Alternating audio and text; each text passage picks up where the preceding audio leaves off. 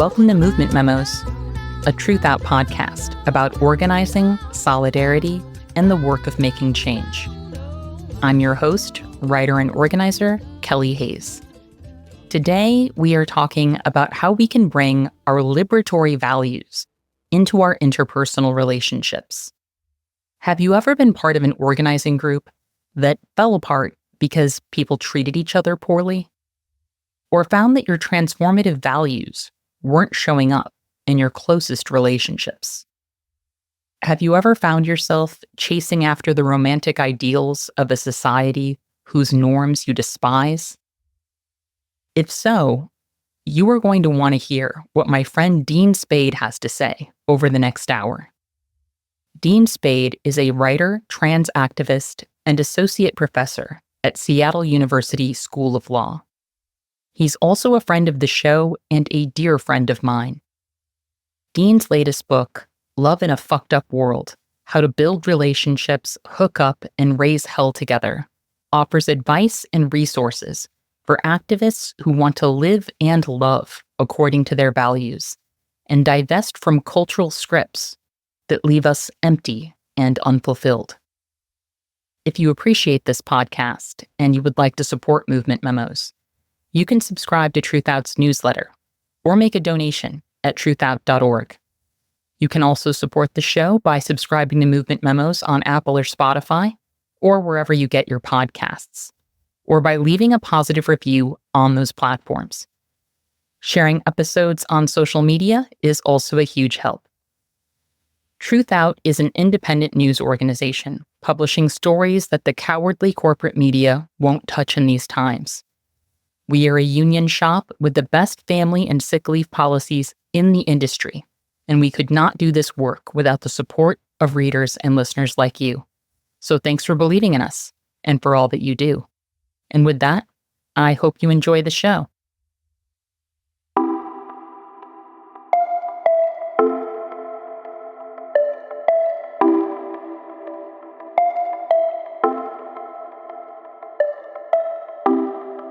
Dean Spade, welcome to Movement Memos. Thank you for having me back. How are you doing, friend? I don't know if you ever have that feeling like you have like a thousand eyeballs when they're like looking in all directions at once. Like I feel just like there's so much going on. Wow. And also I'm able to still feel like, gratitude for being here with you. I am so grateful to be in conversation with you, friend. I always learn so much from you, and I really cherish the opportunity to think alongside you. I am also really grateful for your new book, Love in a Fucked Up World, which I really wish had existed when I was younger. I'm not usually into self-help books or books about relationships, but I think that's because I needed a book that frames those topics in a way that jives with my radical politics. And this is that book. I love the politics of this book, and I love the no-nonsense style and the practicality of your advice. It's such a great resource for people who are trying to live and love according to their values, and whose relationships are tangled up in the movements we're a part of. So to kick off our discussion, can you talk about why you wanted to write this book? Yeah, as I know, because your life, you demonstrate it in your work, our movements are pretty much just made of our relationships. Like whether we can, as you said, move together, coordinate, collaborate, figure out disagreements, come up with the next practical step, stay loyal to each other when the repression comes down, identify key targets and instead of targeting each other. Like those things are what make and break the ability for us to do like the life and death work that we do, whether that's direct action or mutual aid or whatever we're up to. And we live in a culture that gives us pretty poor relational skills where we are told to compete with other people, where it's hard to trust each other. It's hard to be trustworthy. We don't know what to do with our emotional reactivity and we take it out on each other. We're not terribly aware of our emotional landscape because we're supposed to be really numbed out to get by. And so we often think something's happening externally, it's happening internally, and we are, upset and then cause havoc, or we blame ourselves really deeply under shame spirals and don't do the bold actions that we could do because we don't, feel okay about ourselves, or take ourselves away from others. There's just so many forms of relational difficulty that we have. And I've been, in these movements for about 25 years. And the entire time I've been, of course, studying how change happens and studying contemporary and historical movements. I've also been on my own personal journey of study where I've read a lot of self-help books because I've been in my own suffering and wanted to show up differently than I show up, and seeing myself act in ways or have patterns that weren't working for me and that I could see were undermining how I wanted to be in the world, who I wanted to be in my intimate relationships and my collaborations and groups. And so I think, for me, this I've been writing this book for about 10 years. It's a really long journey of study, just trying to be how do I take some things and tools and ideas that are useful from the really terrible self-help literatures, which really are they're individualizing. They take our pain out of political context. They make it seem like it's our personal problem to solve personally, instead of that it's a matter of collective action, like all of our troubles are. How do I take some of the stuff that's good and insightful about kind of common patterns of human reactivity and, approaches to that, and move it into, the context that people in our resistance movements agree exists, that we're doing all this in the context of racial capitalism, patriarchy, and also specifically how to deal with the ableism in that literature, and can I take what's useful and bring it into a context that's centered in disability justice.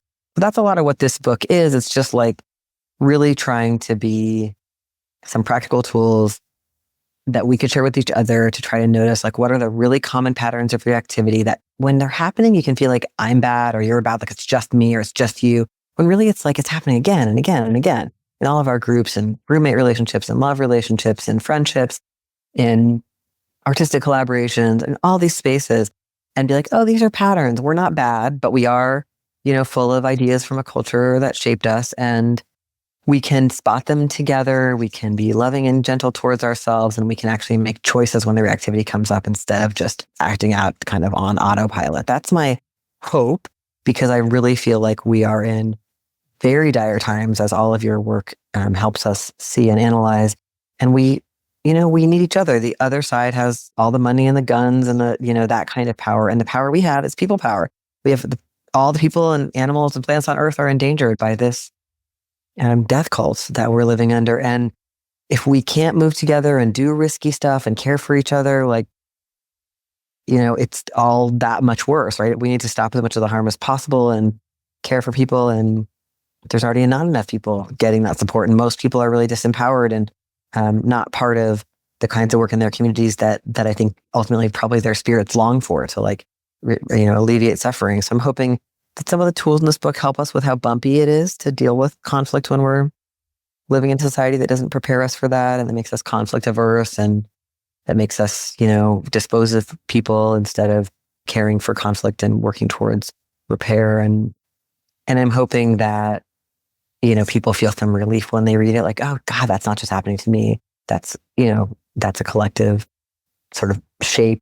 And there's ways to actually have some different outcomes. It's not where I'm not trapped inside this pattern. I really appreciate your point about how our greatest strength is people power.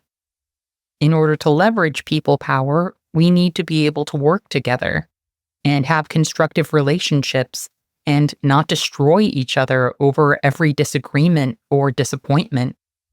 And I think your book is such an important tool in terms of learning to move differently and to break some of the patterns that divide and isolate us. In your book, you write, relationships are a place where we can practice our values rather than acting out messed up cultural scripts fed to us by corporate media. What do some of the messed up cultural scripts we are acting out in our relationships look like?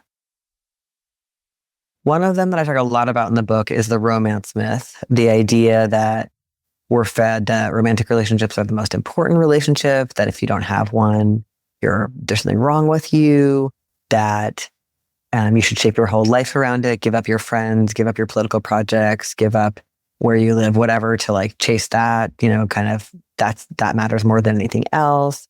That the person that you're with in that way should, be able to read your mind, and that if there's conflict between the two of you in any way, or you want different things, it's because like something's wrong with you or something's wrong with them, that you should never be attracted to anyone else but them, that it should be easy and natural, just sets up expectations that are unrealistic, that can lead to a lot of disappointment, resentment, conflict, blame.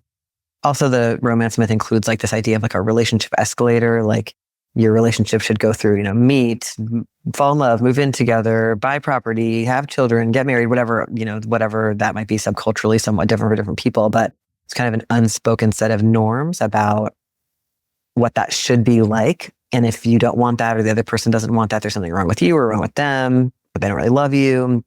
There's ways in which we like really pressure ourselves and one another with this, or get pressured by family or by the culture in general, so that people are just doing things that like aren't based in any kind of sense of choice, creativity. It's just kind of like, shame is guiding a lot of it. There's kind of an idea that like the relationship world, the romantic world, is like a market, and you should like trade up to people like based on like, racist and ableist beauty norms, and you want like people with more money. There's all these like horrible kind of competitive ideologies that like are also cause people to be very self-hating and spend a lot of time like, chasing certain kinds of bodies or criticizing our own appearances to an extreme level, and just feeling terrible about ourselves and each other, and leads to people being in very deadened relationships that are often not sites of creativity, but are instead kind of like locked emotional lockdowns, like that are not generous, but are instead resentful, or people believing their lives are terrible because they don't have this kind of relationship. That's one example of a script. Another one I talk about in the book is just the disposability, the idea that, and I think it's actually fed a lot in the dating and romance world by the apps, kind of the swipe right, swipe left thing, like you're shopping for other people. People do this also in friendships though. Like if something isn't perfect with you, I'm just going to like get a new one, and I think the idea of the internet making it seem like there's endless numbers of people that we could reach, which is really an illusion. Really, actually, you're pretty much stuck with people in your community frequently, like you can dislike someone I found in activism, and 20 years later, you'll find they're still your only ally on this issue in this one place you are. So you better figure it out, So we actually can't throw each other away. People, don't disagree. We live in a prison-centered society. And one of the things that kind of disposability script does is it makes us really unwilling to give and receive feedback to each other. We're like scared to tell each other directly, hey, that hurts my feelings, or, when you don't do your tasks in the group, it's hard on me and some of the people on the team, or I actually think that this isn't the right language for the banner, or whatever. We don't tell each other all the little things, and then we blow up because we've stored so many resentments and built a huge story about the other person, or we just disappear and don't do the things we agreed to. And we're very defensive when people give us feedback because we're not used to it. And so we, don't want to hear it. And we think it means that we're terrible, when really they just said we didn't do the dishes, So all of that stuff can really harm us. I also talk a bit in the book about the scarcity myth, in capitalism specifically, like the idea that like there's not enough and we have to all compete, and we should like kind of look up at what others who have more than us have and feel constant envy, and never notice that there's lots of people who are, struggling more, and instead feel generosity and concern about that, So there's lots of different pieces, but they kind of get into our minds, and we think that there are thoughts. Like, I think I will only be happy when I have a, giant wedding and this, 2.5 children, but really like, that's not my thought. That's like a script I got from like, unending brainwashing from TV and books and movies and songs and whatever. And so a lot of that can lead us to be really far from our values. Like, on the one hand, I'm a feminist and I'm, believe in sex positivity and anti-racism, but then I start dating someone in my activist group and I end up, causing a lot of harm because I was disappointed that they didn't want to be monogamous, or they didn't want to live together, or that they, whatever it is, like, or just like that I can't handle that we didn't end up having the exact relationship that I wanted. Like, just these scripts can become very powerfully connected to our feelings of safety and security.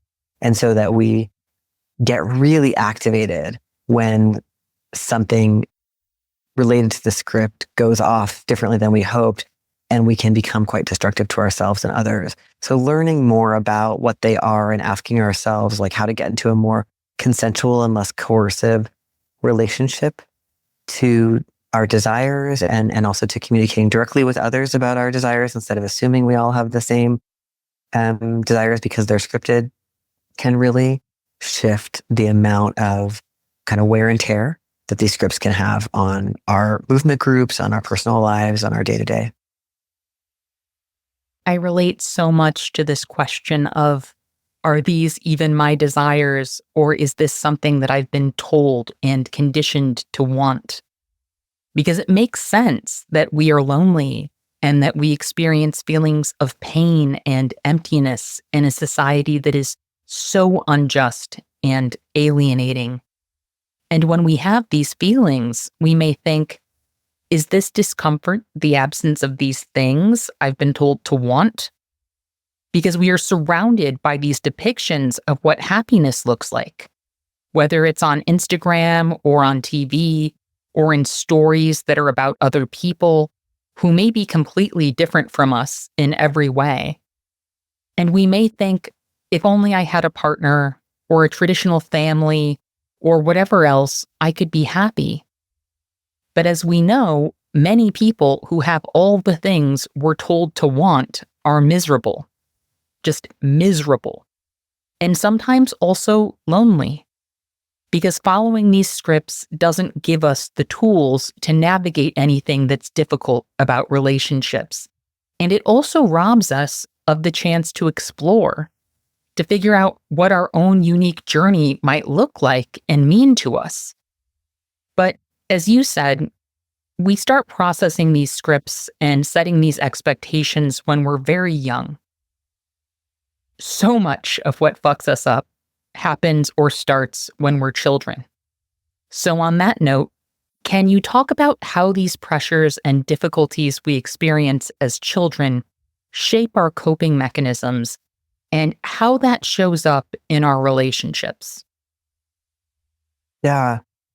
It's like we live in a culture that's so harsh, and it's just like, don't feel any grief, be quiet, sit in a chair and, like all day and don't move, just the kinds of things, the kinds of brutal systems we're coerced into, the kinds of pain we have to witness every day, our loved ones being deported, being in prison, people sleeping outside. Like there's so much kind of lockdown on us about how to behave. And a lot of that happens in childhood. There's a really strong way in which what childhood is in our culture is just like being controlled, being told so many of your like creative, alive feelings in your body and in your words are not appropriate, not for now, can't, be quiet, sit still.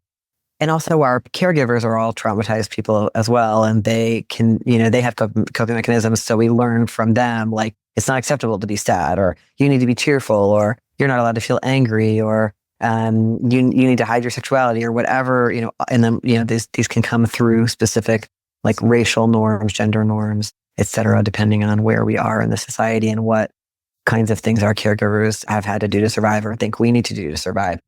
So we all come through childhood really shaped, like we had an emotional range that's limited often, like, oh, I can't feel anger, but I feel a lot of loneliness, or I can't feel loneliness and sadness and grief, but I often feel a lot of anger, or, whatever it is. A lot of us have like kind of limited emotional ranges in some areas. We have scripted reactions. Like I'll give myself as an example, like my reaction to almost everything is shame. Like I grew up in a really chaotic environment with a lot of things happening that I couldn't control.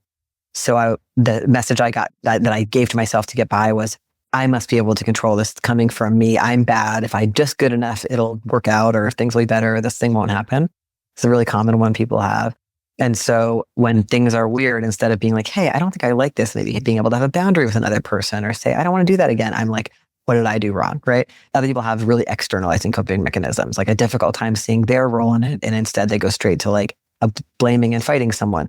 Whatever it is, these are all things that like sometimes make sense, but when they become your only move, or like you have a very limited set of moves because those were the ones that your child psyche, clung to, it can really mean that we're not responding to current reality in the ways that would be most like towards what we want, or like, establishing good connections that we want to keep, or having dignity in our relationships, or feeling belonging.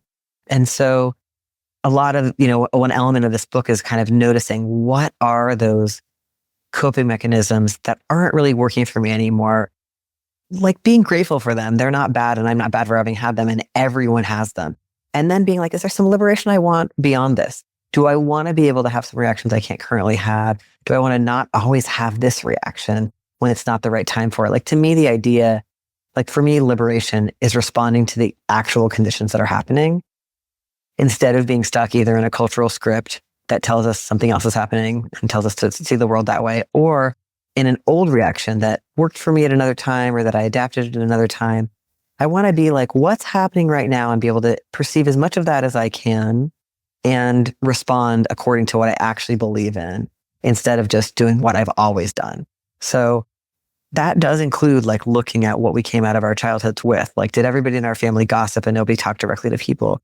Did people in our family never cry? Or did they, like fall apart and lose function during certain kinds of events? And I want to actually be able to be a little more capable during similar things and not follow that pattern. Just whatever it was. Or in my family, where there's some people who were angry, so I never got to be angry, or some people were sad, so I never got to be sad. Like, did I take a kind of complementary role to others? Or did I always have to be the caretaker? Or did I always have to be like sort of diagnosed victim, or whatever? And just where is that showing up now? And what would it be like to have more of my range of aliveness, range of responses available to deal with the realities of my life now? One point you made in the book that really made me raise my hand and say, that's me, was that a lot of us are stuck in cycles of numbing ourselves and seeking stimulation and instant gratification. How do you see these tendencies manifesting in people's lives, and what can we do about it? Yeah, I mean, I think this is a long time dynamic in racial capitalism, where it's like you're supposed to like go to work all day, get treated badly, or maybe you're also the one enforcing rules, and like kind of numb out to how bad all that feels. Walk down the street and see, people suffering, try to numb out to that, be aware of all of this intense damage and destruction in everyone's lives, numb out to that, and then get off work or get out of school and like go, numb out with consumption, which is like shopping, TV, video games, substances, whatever. But basically it's like numb morning, noon, and night kind of survival. And these systems want us like that, because it creates so much brutality that if we're all awake to it, we might, rise up and stop them, which we are capable of doing, since most people on the planet are losing out, right? So it's really hard to acknowledge that we are numbing, and to be like, oh, where is the numbness happening, and where does it feel bad? I think it can be motivating to be like, where do I wish I could feel more? A lot of us, because we're numbing to the grief and pain, we then also feel less of like the joy, pleasure side of the spectrum of emotions, because if you numb one side, it kind of numbs the whole thing, And what am I using to numb? And do I want to, pay attention to that and make any adjustments? Not from a judgmental place, but just like, I've heard this idea that you can ask yourself whether something is really a resilience activity. So when I do this activity, do I leave feeling more connected, or more belonging, or more like sort of aliveness, or do I leave feeling like numb? And a lot of us are drawn to numbing activities because things are so hard, but then afterwards we still feel bad. Like for me, TV is really like numbing and mostly makes me feel pretty bad. Whereas like going for a walk may make me like moving my body around a little bit, seeing the plants like tends to make me kind of actually helps me digest what's going on and feel better afterwards. But I can see the craving for the numbing stuff is there, right? So just like in a non-judgmental way, can I notice what are resilience activities? Can I maybe even get friends to support me to help do more of those things?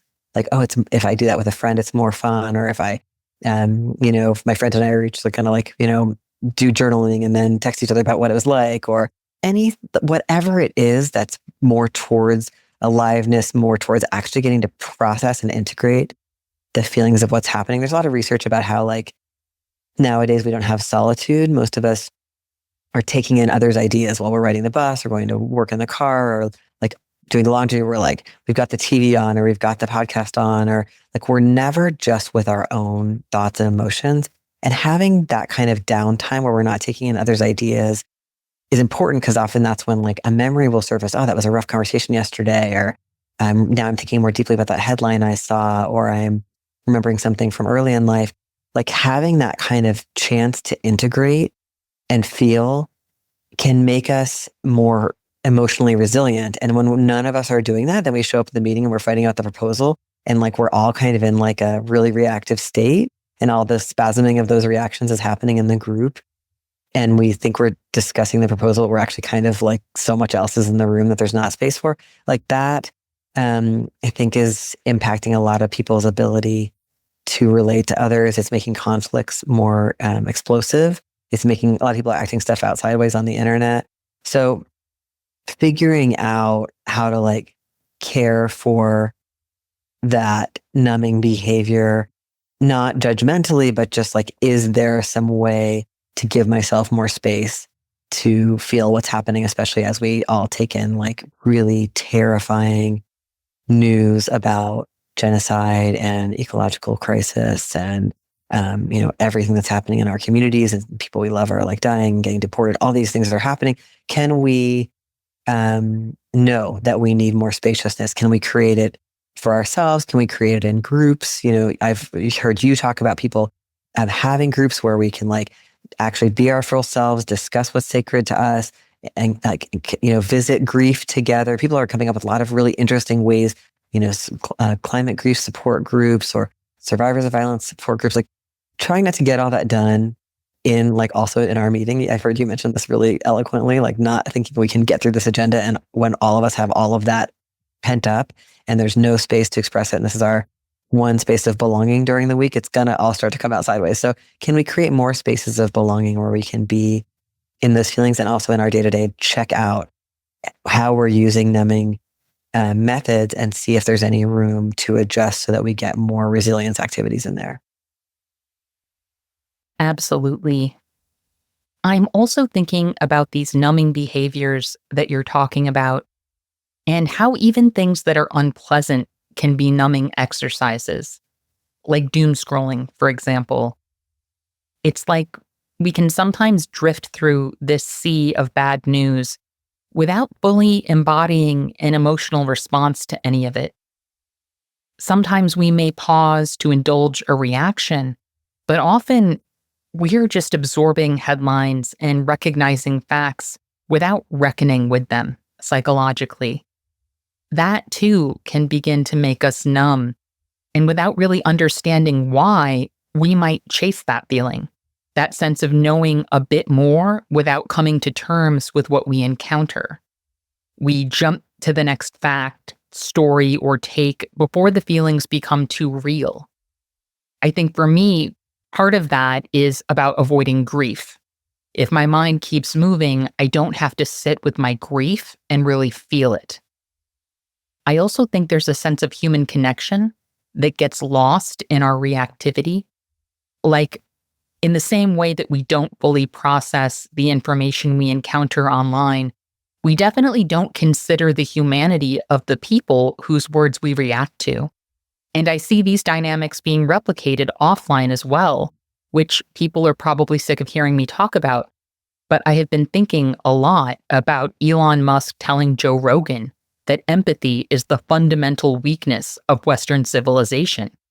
Coming from this fascist billionaire who is one of the most destructive forces on Earth, I find that statement downright instructive. He views empathy as a threat because our regard for one another makes us stronger. It allows us to resist and survive together.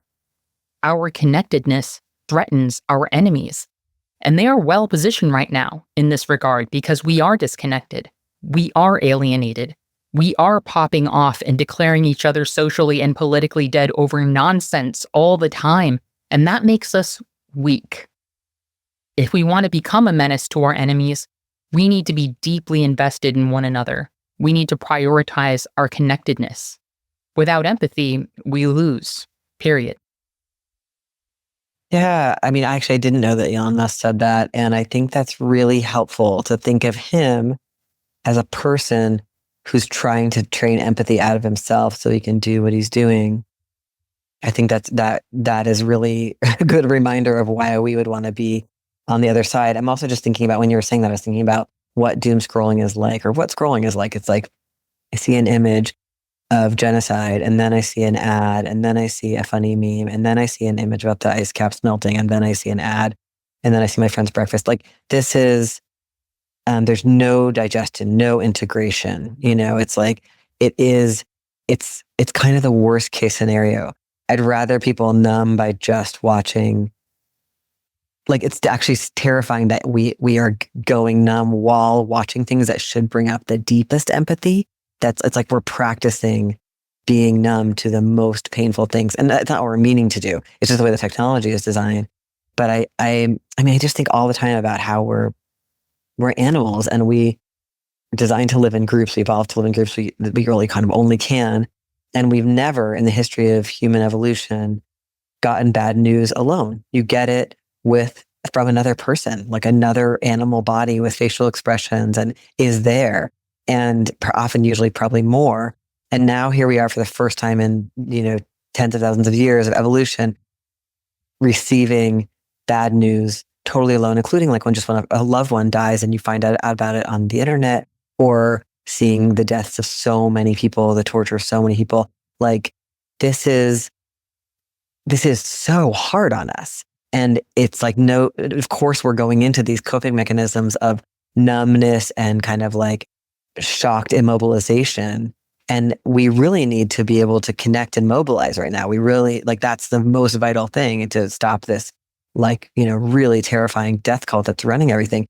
We need so many people to engage in caring and disruptive action with others. It's only, it's the safest that we do it in really big numbers usually, right? And so it's the opposite response that the technology is training us for. And how do we rebel against that? Which is, I'm not trying to be either or about using technologies. I think that they're all, I mean, mostly they're using us, but also we do live in this world, and there are ways in which we engage with them. But just like, is there any way to have some awareness of what it's doing to me, make some choices about it, work with others to come up with solutions. People have great ideas. Whenever I have this group conversation, people are like, has anyone tried this? Has anyone tried this? And people really learn stuff from each other. Oh, that would help me. I could do that. That would be a way to limit this aspect of it.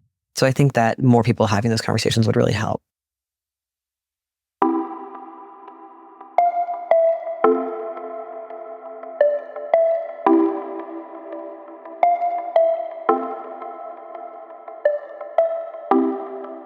In your book, you write, to maintain our connections in both romance and friendship, we can cultivate an awareness of sore spots and find ways out of reactivity, and learn to find support for strong feelings when they come up.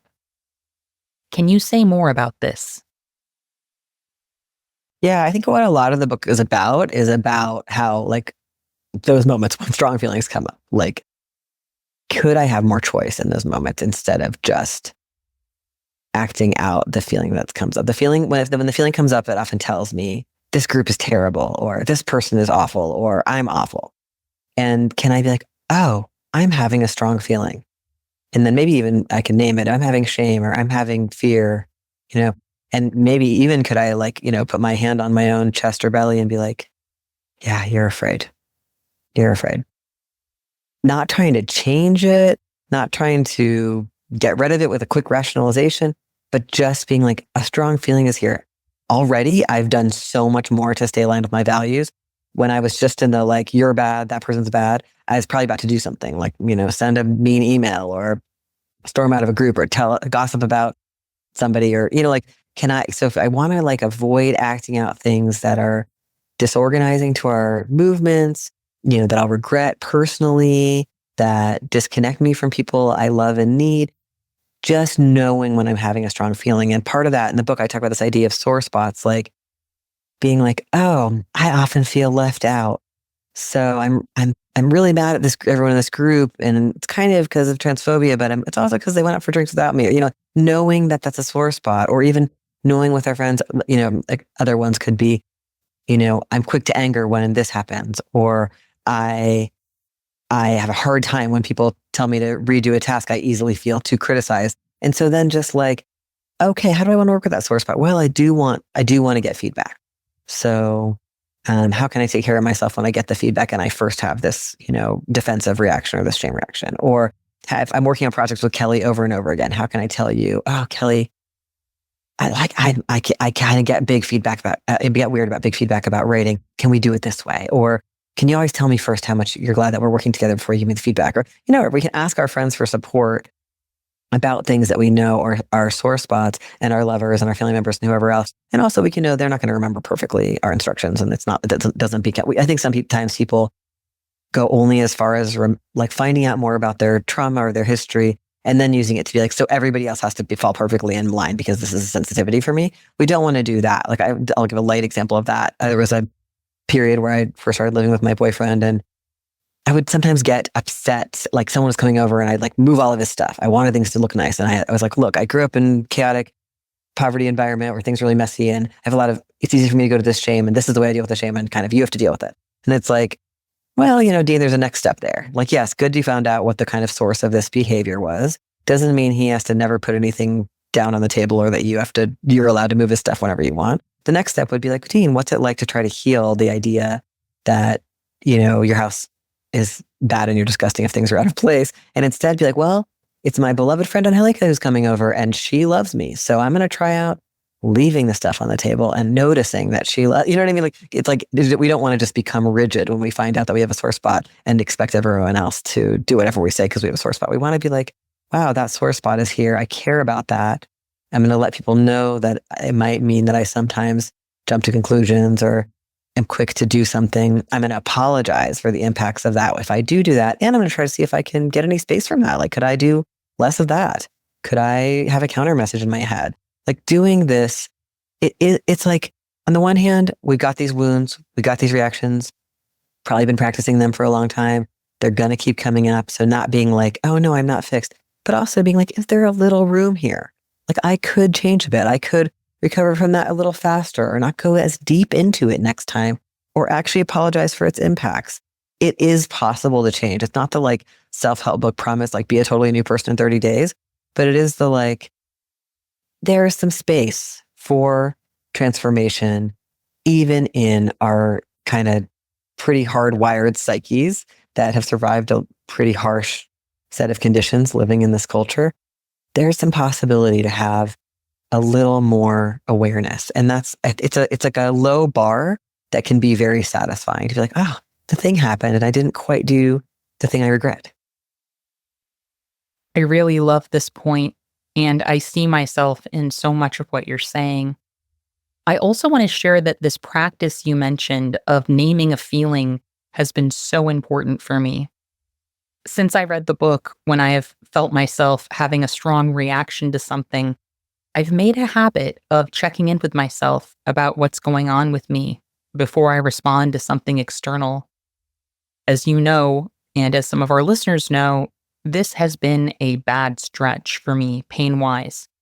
And pain can really do a number on our emotions. I'm less patient when I'm in pain. I'm more easily upset.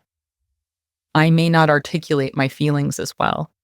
And I'm depressed more often because being in pain is depressing.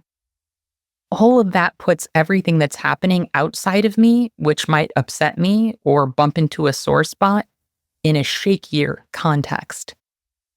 So lately, when something makes me angry or I feel a big reaction coming on, I check in with myself and I name what I'm feeling. I might tell myself, you're in a lot of pain right now, or you're sad. And naming those feelings and experiences really helps me honor them instead of being unconsciously governed by them.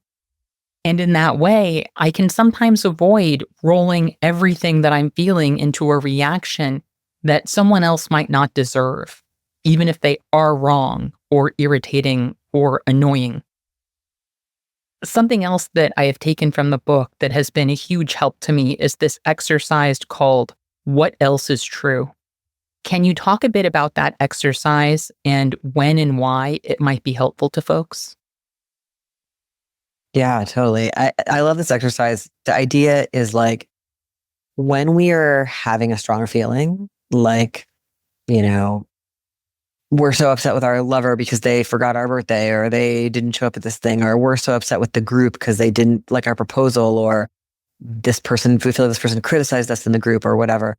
It can kind of get like tunnel vision. Like all I can see is that Kelly doesn't like me, whatever, and I'm staying up at night and I'm just seeing that in the world and I'm forgetting about the whole other context of my life. So the exercise is a series of things we do to shift that, to try to open the aperture and see more of what's going on. So there's a small circle inside a big circle. And the small circle, the first time I write, the strong feeling I'm having, Kelly doesn't like me, talking shit about me with other people or whatever.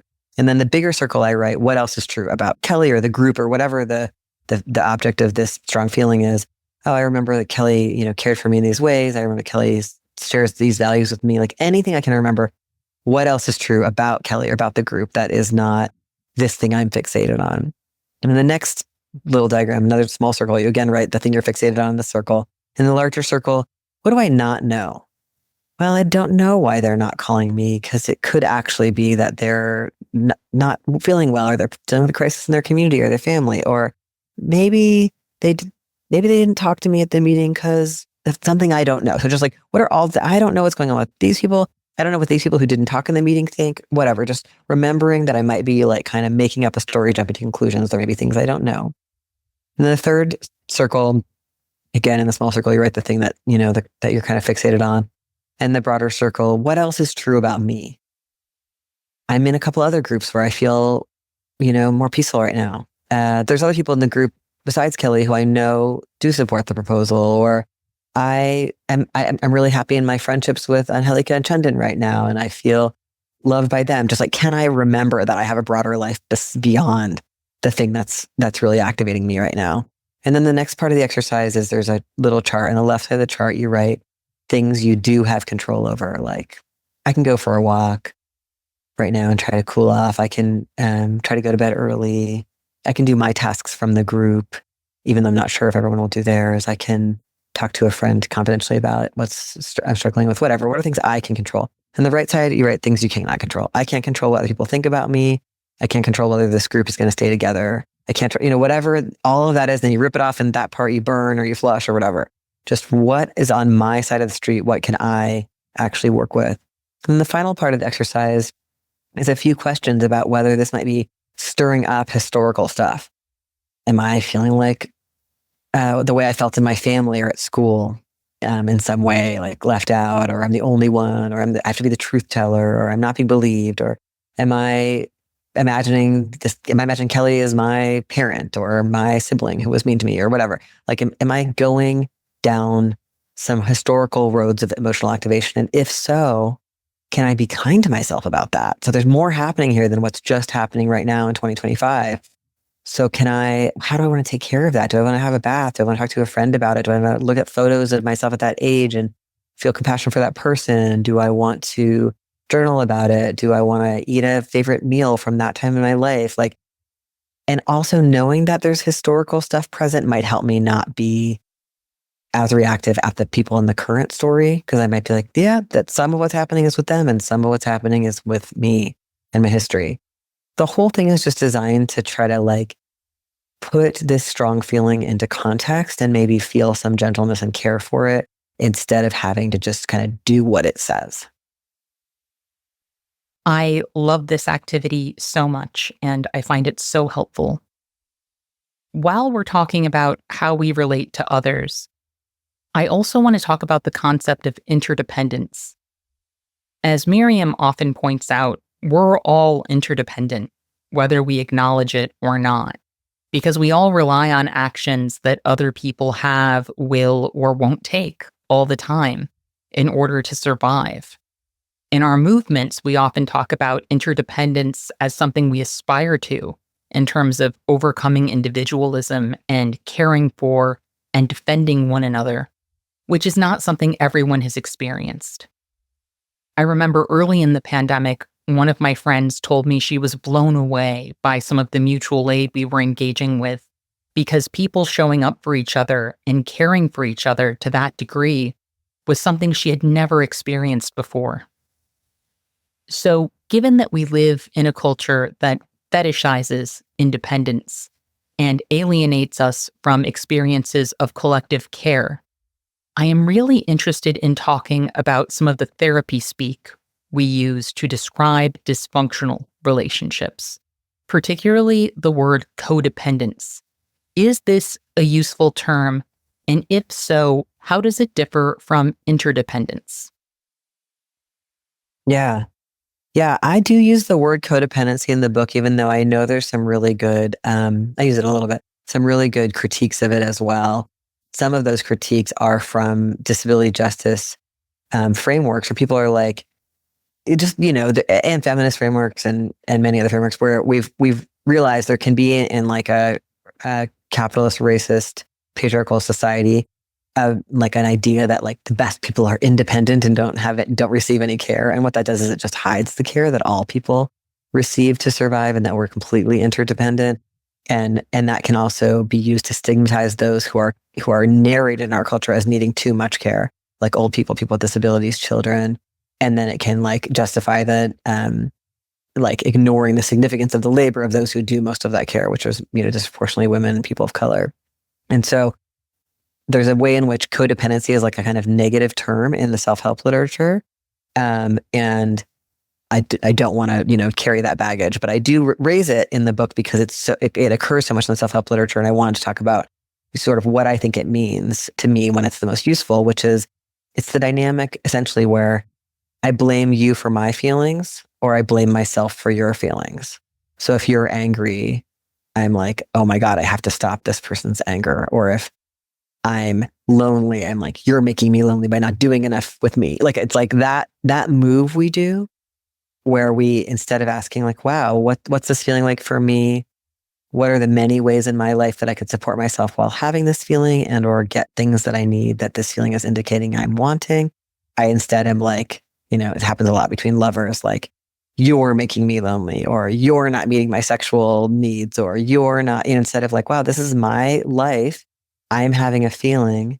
The feeling may have historical pieces. The feeling may be related to current, it's evidence of data about like my current conditions and what's not working for me, but it's probably not this person's job to solve my feelings, nor are my feelings their fault. Or am I so afraid of your feelings, so afraid I'll make you angry, so afraid you'll be disappointed that I'm doing a bunch of stuff I don't want to do. That's another dimension of codependency is I'm like walking on eggshells trying to make you not feel something, which of course I cannot control how others feel. That's an illusion. And I shouldn't be trying to. Like I should be doing what I really want to do in this life, not trying to like not step out of line. And so people are like, really often make their lives very small so that their lovers don't feel jealous or threatened by their friendships or activities. That's a really common way people get very isolated in romantic relationships. And, the bulk of violence in our society happens in those relationships. It's the most dangerous place to be. And so we really want to be careful about how we get stuck in that kind of like, it's almost like I become so certain that my security depends on what you feel and think about me that I become small to try to control that. And then I resent you. And then our relationship is often very, dead-end or weakened or less pleasurable or less connective because no one's really being real about what they need and want. Instead, everyone's kind of doing this dance. And a lot of times that dance relates to the romance myth. Like I have to pretend I'm not attracted to anyone else, or I have to pretend that I don't want to do things that are things you don't want to do. And people start that in their very, very early dating. They hide their preferences and activities from the other person. They send each other little, often unconscious messages of don't do this, it'll make me feel threatened. Don't do that. And so that is the typical codependency. Something I'm arguing for in the book is promiscuous support systems. And this is because I think we are interdependent. We all have many, many, many needs for care and connection. And we try to get them from just one person.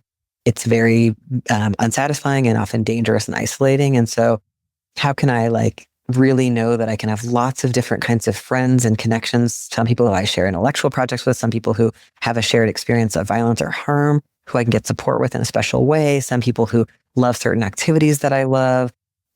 How can I also try to not use exclusivity as the way that I value relationships? So like if Kelly and I love to, always go on road trips together, when Kelly makes a new friend and also goes on road trips, that doesn't mean anything's being taken away from me.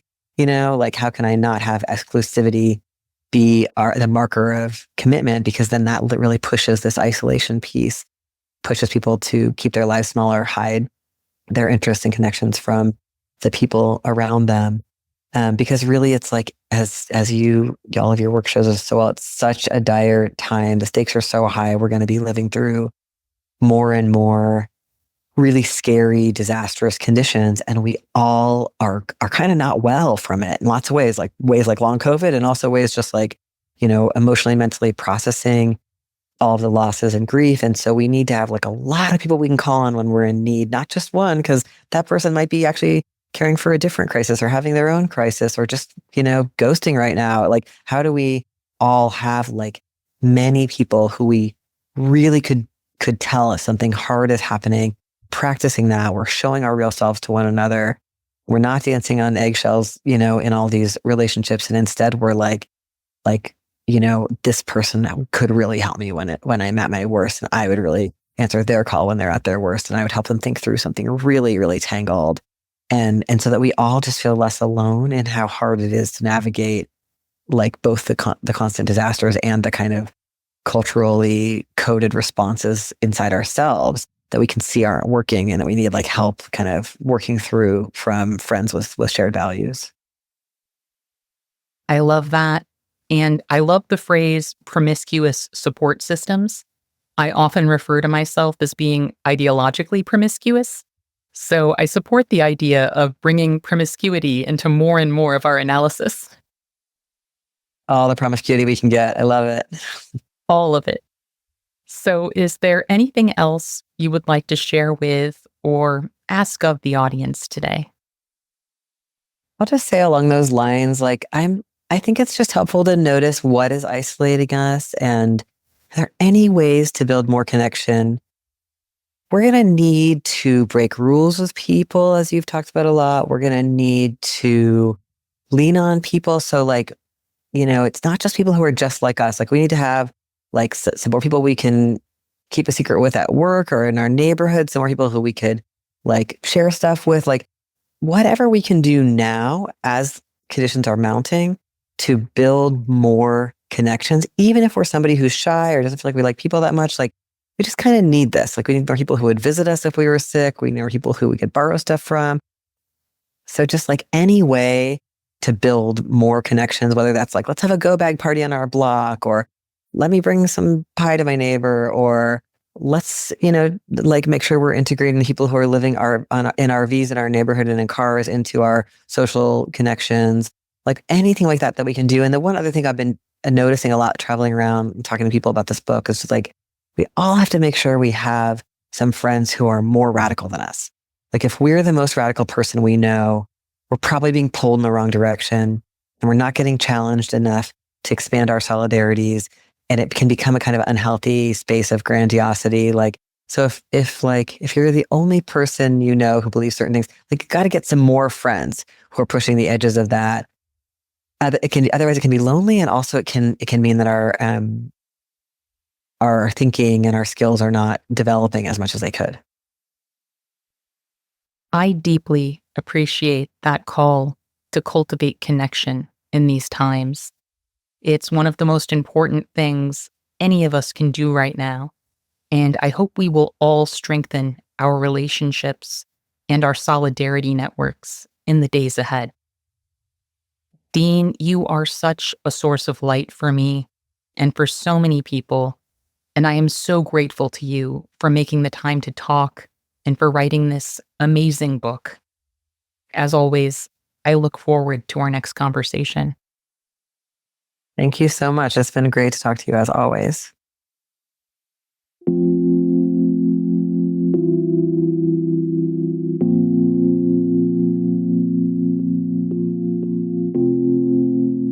Well, I really enjoyed that conversation. I always get so much out of talking with Dean, and I hope you found Dean's insights as helpful as I did. Remember to pick up a copy of Love in a Fucked Up World: How to Build Relationships, Hook Up, and Raise Hell Together. And if you can, maybe pick up a few to pass around.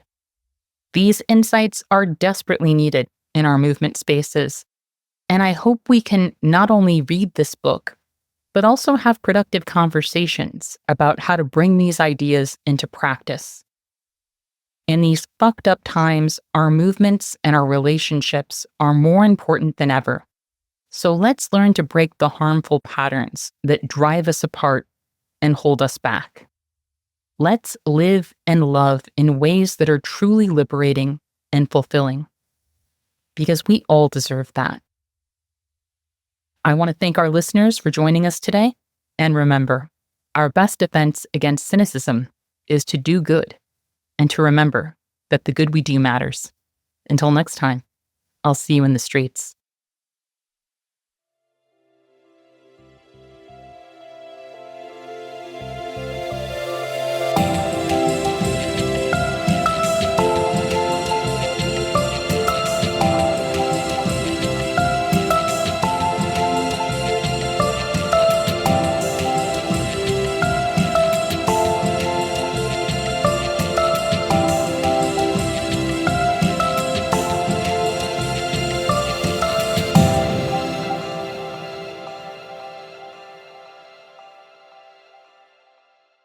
Thank you for listening to Movement Memos. This show wouldn't exist if it weren't for Truthout, and Truthout's independent news and commentary wouldn't exist without listeners and readers like you. We have no paywalls, no corporate sponsors, and no ads, except for fundraising appeals like this one. So if you can and would like to support our work, please consider dropping by truthout.org to make a donation today.